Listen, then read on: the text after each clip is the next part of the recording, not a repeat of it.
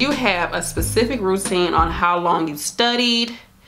There was a teacher gave me like a calculation of how you should study. This was way back when I went to college a while ago, and he was like, for each credit you need to study 3 hours for each credit. It was some weird calculation he had, but I say, as far as the length of studying, study until you get an understanding. That's really what I would say as far as length.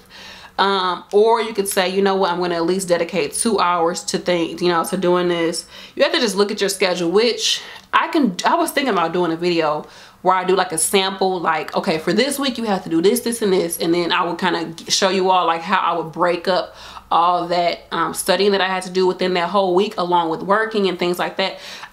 It's going to take me a minute to do it, but I'll do it. I'll work on that. Were you nervous during your first clinical? I think, yeah, I was. Oh my goodness, yes, I was. I remember a clinical instructor, y'all. He was like, his name was Mr. Wang. We used to call him Mr. Wang, honey. He was cool, but we were listening to somebody's chest, like their lungs, and he was like, go medial, and I went completely lateral. He's like, medial. I was like, oh, okay. Like, I was like, oh shoot, I should know what that is. Like, I know, not medial. He was like, go like midline. He said, do midline. And I went completely out. I'm like, oh, he's like, go midline. I was like, oh, okay. I felt so stupid. I was like, why did I know that? Like, how did I not know that? But yeah, you do feel like that.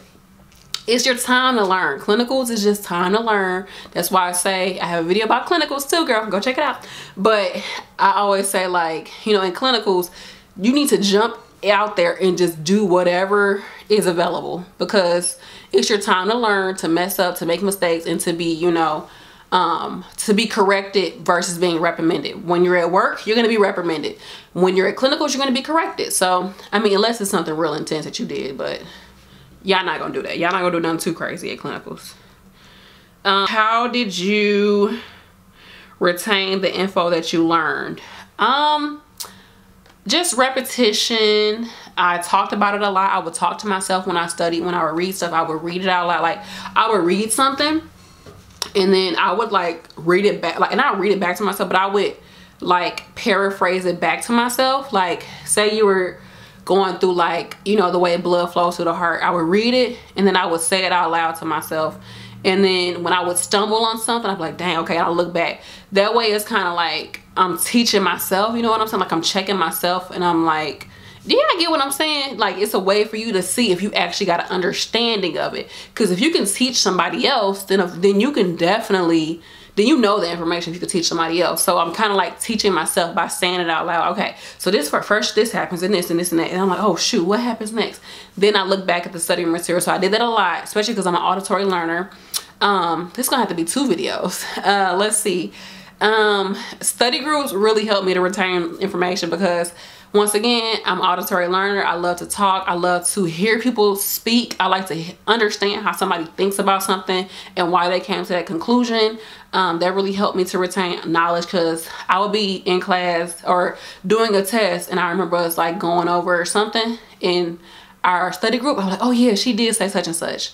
Or I would record lectures and I'd be like, yeah, the teacher did emphasize this. And it would always come back to me. So you have to understand how you are as a learner, and just know, I know a lot of you are in your first semester or trimester of nursing school. Yeah, it's gonna be hard. You're gonna feel like, oh, I don't know what the heck is going on. But it takes time. You have to completely change the way that you see things in nursing school. So don't give up. Don't be down on yourself, but you need to start changing the way you look at things quickly. Don't fall behind. Okay, so Jamie says, toughest challenges in your career so far. I would say the toughest challenges in my career so far is just not being 100% happy at my job, like with my actual employer, like seeing the way certain things they do, the way they treat some of their employees, seeing some of the things that's happening in the nursing field, in geriatrics, in general nursing homes. It's just, I could do a whole video about this, y'all, but it's very disheartening. A lot of things that you see, and you have to constantly humanize yourself in the situation so that you don't become jaded, so you don't become like, oh, she okay, you know, she all right, she's laying in feces and urine for the past 2 hours, like, and nobody changing her, like, they'll get to her. You have to learn to be more and more compassionate for others, and because some stuff just happens all the time. It just keeps happening, and you're like, you know, you can easily become that person who just lets it happen because nobody is doing anything about it, and you're the only one that's ranting and raving. With me, I'm the angry black woman, like, why are we not doing nothing? Like, it gets to you, and it makes you think like, dang, is this how everything is? And it's just, it can be heartbreaking. I would say that's the toughest thing, is just seeing the reality of healthcare, of insurance, of, you know, inadequate care, of people just not caring, you know, like, and just you feeling like, what can I do? You know, I'm just a little nurse here for 8 hours, like, you know, it's tough. But you have to constantly, you know, put on your big girl panties, and you have to be the light in the darkness. You have to just be there for your patients and be as compassionate as you can be, but still get things done. And, you know, when it's time to leave, it's time to leave. So I'll be doing an update on some things lately soon, y'all. Okay. All right, what important lessons did you learn as a nurse that nursing school didn't prepare you for? So I do have a video talking about what I didn't learn in nursing school, but that's one thing I would say would be, Jamie, is that, you know, the most important thing I learned is that you have to be your patient's advocate. Nobody's gonna do it. You know what I'm saying? Like, because this stuff has been going on way before you became a nurse. Way before you came on the radar, things have been going on. So it's like, and you don't see it in nursing school. You know, everything is NCLEX world, blah, blah, blah. And it's like, when you get out there in the real world, you're like, there's a problem. This is an issue. This is a complete issue. This country is all messed up when it comes to healthcare. And healthcare is what life is about. Being healthy is like, that's life, right? And so it's just, it gets to you. And I'm just like, you know, mark my words, Nurse B is gonna make some changes up in here, okay? But that's the toughest thing I learned. Like, the biggest thing I learned is that, you know, you have to advocate for your patients, and you need to be a whistleblower. Be a whistleblower. And, you know, you have to learn that you can't do everything. Some things are just gonna keep getting brushed under the rug. And it's been times where I've said stuff and people look at me like, oh, you should never say that. That was wrong for you to say that, blah, blah, blah. Because I'm usually a pretty chill person at work. I try not to ruffle any feathers. You know, I get things done. But so when I do say something about something, they're like, oh my goodness, Brandy? Oh my gosh. Yeah, I got something to say, because this is getting on my nerves. Like, what the heck? Why are y'all letting this just happen over and over again? Hold on, y'all. This money calling. Hold on. Hello. So you think like, why isn't things getting done? But it's just, you know, you gotta learn that thing ain't nothing perfect, but you can do what you can on your shift during your time. Just do the best that you can, you know, do all that you can. You're not gonna be perfect. You know, you're gonna make mistakes. And I could do a video about this. I could do a video about all these questions, but anyways, yeah, it's just, you have to learn that these are people. A teacher used to always say, people are people and parts are parts. I never got what the hell she was talking about. I still kind of don't get it. But I do understand that it's like, you know, we are so quick to want to deal with the human body. You know, like, oh, that's so cool. Look at that wound. Oh my goodness. Meanwhile, this lady is laying here in pain, or feeling, you know, embarrassed, or feeling uncomfortable, or just feeling like really discouraged, like, man, am I ever gonna heal? Is my body ever gonna get better? And you're like, oh my gosh, it's so big. You can see her bone. Look at the tendon. Oh my gosh, you know. And meanwhile, it's a human being. Like, this is not just a leg. This is a leg attached to a human being that has a soul, that has a heart, that has, you know, dreams and goals, and they saw themselves doing and being something other than a person laying in the bed with you there talking about some, oh my God, this is so cool. So it's just like, you have the biggest thing I learned, I thought I knew it, was compassion. the biggest thing that you learn as an, at least for me, was compassion. Like, you know, just seeing people as people, not as a task. Like, okay, I gotta go do this, gotta go do this, do her tooth and give this person a pill. Like, see them as a person. You know, you sometimes you run up to people like, here's your medicine, keep it pushing. Like, hey, how you doing? How you feeling? Are you in pain? Is there anything else I can give you? Like, you need to have that connection with them, y'all. Like, and it's so hard to, it's so easy to fall into the rat race and to be like, you know what, I got too much stuff to do and I got time for this. Like, it really don't take that much time to be polite, to be courteous, to be sweet. You know, just be sweet, you know, just be sweet. I love my patients say, she is such a sweetheart, because that's really what you want to do. You just want to make them feel good, because this is not easy. I can never imagine laying in this bed for the rest of my life and complete strangers coming in and out, telling me what to do, when to eat, when to get out of bed, when to pee, when to poop, like when to go to sleep, like what the hell, what to wear, all that. Like, whew, it's just, you learn compassion, girl. You learn to have a heart in such a different way, in such a different way, y'all. And it just gets more and more sad when you see people who don't have a heart, and you see them, they became jaded, and you're like, I can't get like that. You got to keep pushing yourself into the, I cannot get like that. I gotta stay a human. I gotta stay connected to why I wanted to do this to begin with. Y'all, girl, you done got me preaching over here. Okay, Collison, that's a pretty name. Is that how you pronounce it?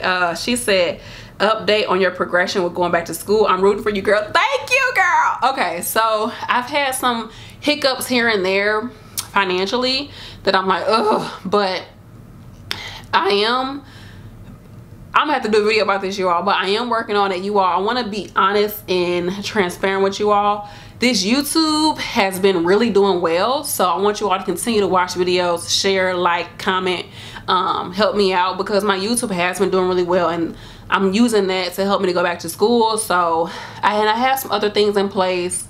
So yeah, it's a work in progress. I was at first like, oh my gosh, I gotta get it done by this time. You know, I still have like maybe a year and a half before some of my classes start to expire, like some of my sciences start to expire.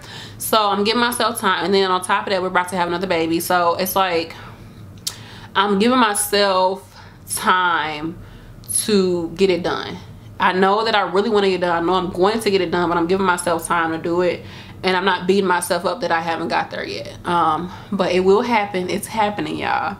It's happening. But yeah, I don't know when, but I know it's gonna work out, boo. Okay, thank you. So Shalaya Riley, that's cute. She said NCLEX style questions and how to remember all of the information you gathered throughout the year when it was time to take the NCLEX. So I have a video about NCLEX questions and all that. I have 2 videos. It's, you know, everything is repetition in nursing school, in anything when you learn something. But when it came down to NCLEX, it's like, you'll know it. It's not like you're gonna let go of all the information, because in nursing, everything builds up on itself. So when you learn about the anatomy of the heart, then you learn the physiology of the heart, then you learn all the diseases of the heart, and you learn the medications that they use for that, and then the surgeries, and then the nursing interventions, and then the things to look out for. All of that connects. You know, you're not gonna lose it, because when you learn about the drugs that have to do with the heart, you're gonna learn, you know, it's gonna show you like how the heart works, because these drugs work on certain parts of the functionings of the heart. So it's like everything in a way builds upon itself, and so you're not really gonna lose the information. But if in any part in that link you don't understand something, you need to make sure that you get an understanding. So go to that teacher, go through your books, do whatever, ask me questions. If I know it, I can do a video about it. But you have to make sure that throughout that process that you understand the whole process. You might not get it 100%, but if there's some part of that chain, versus if it's anatomy, physiology, disease process, drugs, something like that, that you don't get, you need to know it, because like I said, it builds upon itself. And if you know about the anatomy, then it might help you to know about the drug. You know what I'm saying? Like, everything works together, because it's how the body works. And when you learn about the body, you know, you get an understanding of how everything works together. And that's how nursing is. Nursing literally works together. Like all the components that you learn in nursing school all comes together. Just like how all the components and organs and everything within the body works individually, they all come together to form the human body. So that was a great analogy, right? Anyways, but everything builds upon itself, and it's just repetition, doing questions, doing study guides, doing you know, NCLEX questions, doing study groups. You just got to keep doing it. Keep doing the work. Keep doing the work. Like I said, anybody that wants to know how to be successful in nursing school, you have to be in nursing school. Nursing school is not part-time. It's not PRN.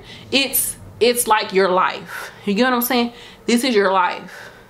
It's your life. Yeah, like, I don't know what else to tell you. Like, you can't half-ass it.